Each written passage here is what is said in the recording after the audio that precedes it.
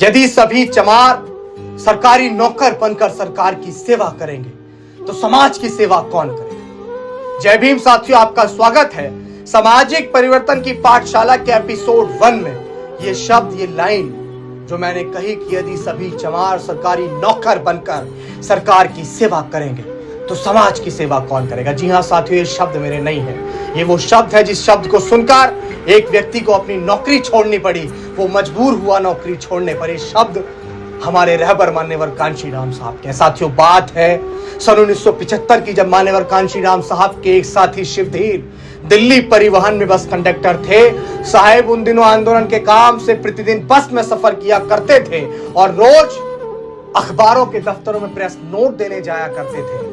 शिवधीर की बस में साहिब जब भी सफर किया करते थे, शिवधीर उनसे बस का किराया नहीं लिया करते थे। साहिब के साथ शिवधीर की अच्छी खासी पहचान हो गई थी। मान्यवर कांशीराम साहब और शिवधीर बस में सफर के दौरान आंदोलन की बातें साझा किया करते थे। उस रोज शिवधीर ने मान्यवर कांशीराम साहब को हरभजन लाखा के बारे में बताया। लाखा पंजाब के गांव करनाड़ा के रहने वाले थे और उस दौरान दिल्ली में निवास करते थे। मान्यवर कांशीराम साहब को हरभजन लाखा से मिलना बेहद उपयोगी लगा। हरभजन लाखा के घर अगले ही दिन शिवधीर अपने चेतक स्कूटर पर बैठाकर मान्यवर कांशीराम साहब को ले जाते हैं और हरभजन लाखा के घर पहुंचते ही उनके छोटे भाई शिंगारा राम लाखा भी वहां मौजूद दिखते हैं, जिनको मान्यवर कांशीराम साहब ने उत्तर प्रदेश का केंद्र कमिश्नर भी बनाया था। साहब ने बात शुरू की और कहा कि लाखा जी, आप क्या करते हो। उधर से जवाब आया कि मैंने इलेक्ट्रिकल इंजीनियरिंग की है और अब बेंगलोर में एयरफोर्स में नौकरी करता हूं। मान्यवर कांशीराम साहब ने पलटकर कहा कि लाखा जी, कभी मैं भी नौकरी करता था और आज आप भी नौकरी करते हो। यदि सभी चमार पढ़ लिख कर सरकार की सेवा ही करते रहे तो हमारा समाज जो हर क्षेत्र में पिछड़ा हुआ है, उस समाज की सेवा कौन करेगा। हर तरफ अपने लोगों पर अन्याय हो रहा है, अपने समाज की औरतों की आबरू पर हाथ डाला जाता है, ना ही कोई अपील सुनी जाती है, ना ही कोई दलील सुनी जाती है। फिर आजादी की ये तीसरी लड़ाई आपके बिना कौन लड़ेगा। मान्यवर कांशीराम साहब ने आगे कहा कि मैं कई वर्ष महाराष्ट्र में लगाकर और फेल होकर दिल्ली आया हूं और अब आप जैसे साथियों के सहारे, उनके सहयोग से पूरे उत्तर भारत में डॉक्टर बाबा साहेब अम्बेडकर के आंदोलन को फैलाना चाहता हूं। मान्यवर कांशीराम साहब ने आगे कहा कि लाखा जी, हमें किसी के घर से ना कोई पैसा लेना है और ना ही किसी के घर में पैसा देना है। हमें सिर्फ अपने लोगों में जाकर इतना ही कहना है कि आप हमें खाने के लिए तो रोटी दे दो और हम आपके हिस्से की लड़ाई लड़कर इन काले अंग्रेजों से अपने समाज को छुटकारा दिलाएंगे। इन काले अंग्रेजों से आपको आजादी दिला कर देंगे। कौन से काले अंग्रेज। मान्यवर कांशीराम साहब ने किल को काले अंग्रेज कहा, जिन लोगों ने जातिवादी मानसिकता के तहत हमारे लोगों पर शोषण किया, हमारे लोगों पर अत्याचार किया, हमारे लोगों को मूछे रखने पर मारा, हमारे लोगों को जाति के चलते उनकी हत्याएं कर दी।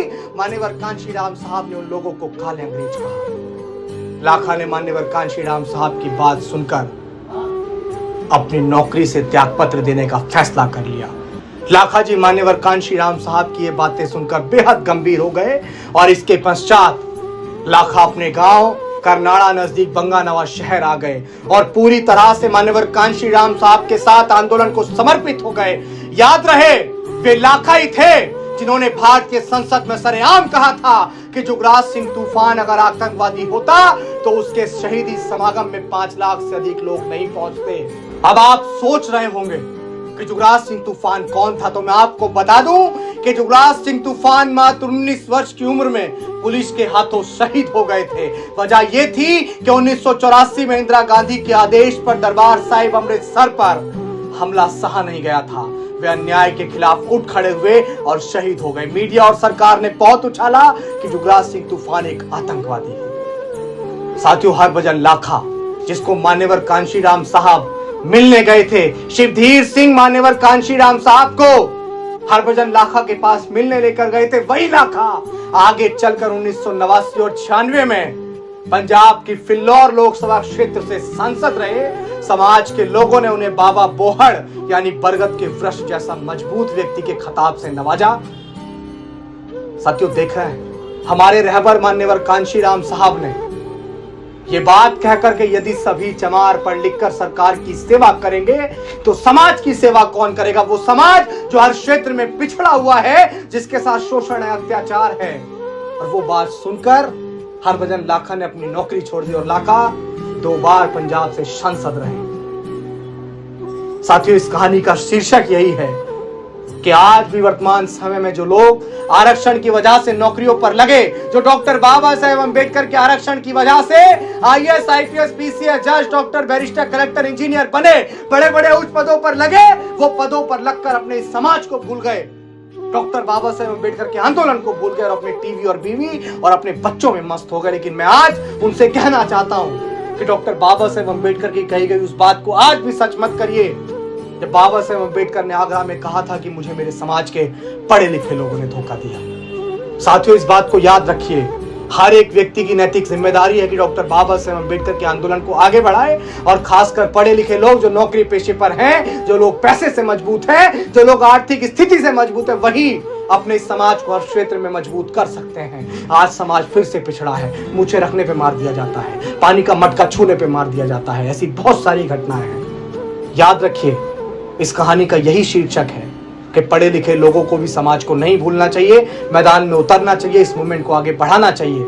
कब कौन सांसद बन जाए कुछ नहीं पता। बिना मजबूत संगठन के कोई भी लड़ाई जीती नहीं जा सकती है। साथियों, इस तरह की कहानी, इस तरह के संघर्ष मान्यवर कांशीराम के मैं आपके बीच दोबारा लाता रहूंगा। अगले एपिसोड में आपसे फिर मुलाकात होगी। जय भीम, जय भारत, जय संविधान।